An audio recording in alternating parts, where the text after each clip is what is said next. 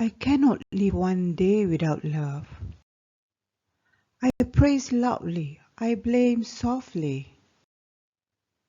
One does not always do the best there is. One does the best one can. If Russians knew how to read, they would write me off. Nothing is more difficult, in my opinion, than to avoid something that fundamentally attracts you. It is better to inspire a reform than to enforce it. I beg you to take courage. The brave soul can mend even disaster. You were in a mood to quarrel. Please inform me once the inclination passes. The more a man knows, the more he forgives. The laws ought to be so framed as to secure the safety of every citizen as much as possible.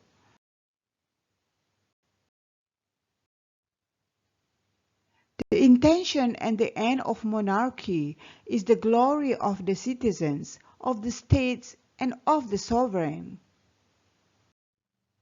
But from this glory, a sense of liberty arises in a people governed by a monarch, which may produce in these states as much energy in transacting the most important affairs, and may contribute as much to the happiness of the subject as even liberty itself.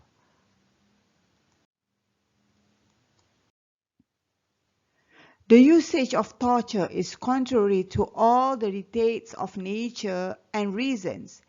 Even mankind itself cries out against it and demands loudly the total abolition of it. No man ought to be looked upon as guilty before he has received his judicial sentence.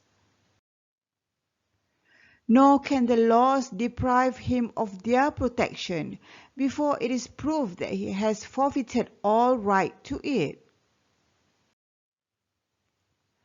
A man ought to form in his own mind an exact and clear idea of what liberty is. Liberty is the right of doing whatsoever the laws allow. And if any one citizen could do what the laws forbid, there would be no more liberty, because others would have an equal power of doing the same. First health, then wealth, then pleasure, and do not owe anything to anybody. I sincerely want peace, not because I lack resources for war, but because I hate bloodshed. Happiness and unhappiness are the heart and spirit of each one of us. If you feel unhappy, then place yourself above that and act so that your happiness does not get to be dependent on anything.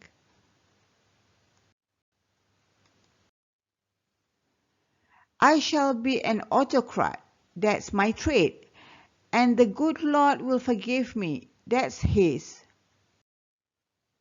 I may be kindly, I am ordinarily gentle, but in my line of business I am obliged to will terribly what I will at all.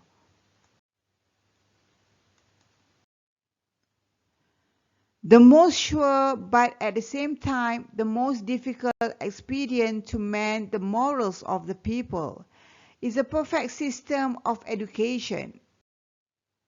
Very early it was noticed that I had a good memory, therefore I was insistently tormented with learning everything by heart.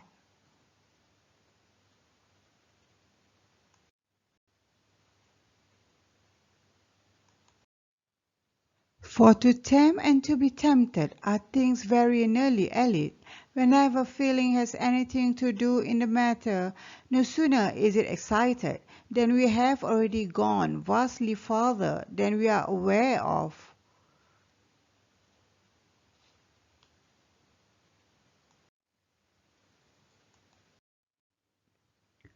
Tell 1,000 people to draft a letter. Let them debate every phrase and see how long it takes and what you get.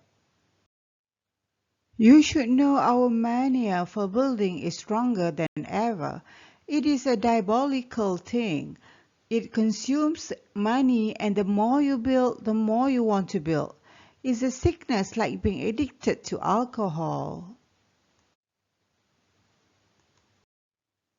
In my position, you have to read when you want to write and talk when you would like to read.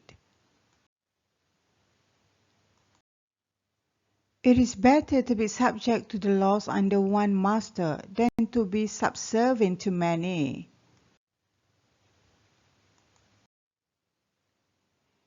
Equality requires institutions so well adapted as to prevent the rich from oppressing those who are not so wealthy as themselves.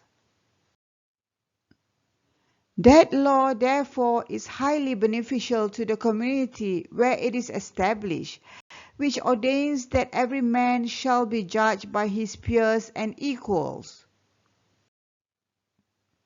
For when the fate of a citizen is in question, all prejudices arising from the difference of rank or fortune should be stifled, because they ought to have no influence between the judges and the parties accused.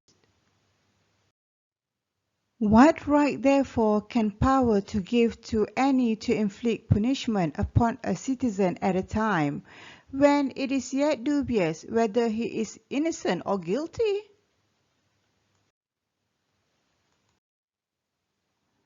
A great wind is blowing, and that gives you either imagination or a headache. This princess seems to combine every kind of ambition in her person. Everything that may add luster to her reign will have some attraction for her.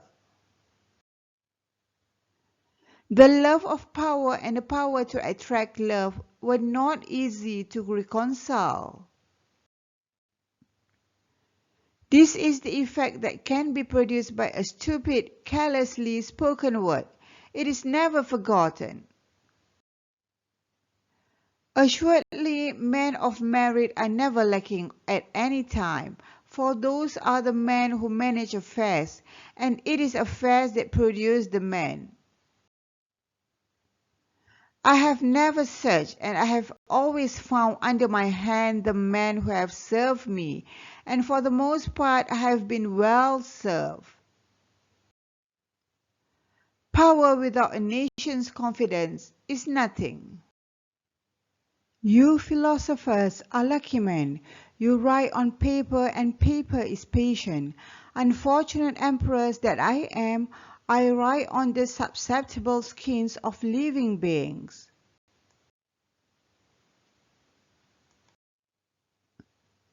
I like to praise and reward in a loud voice, and to scold in a whisper.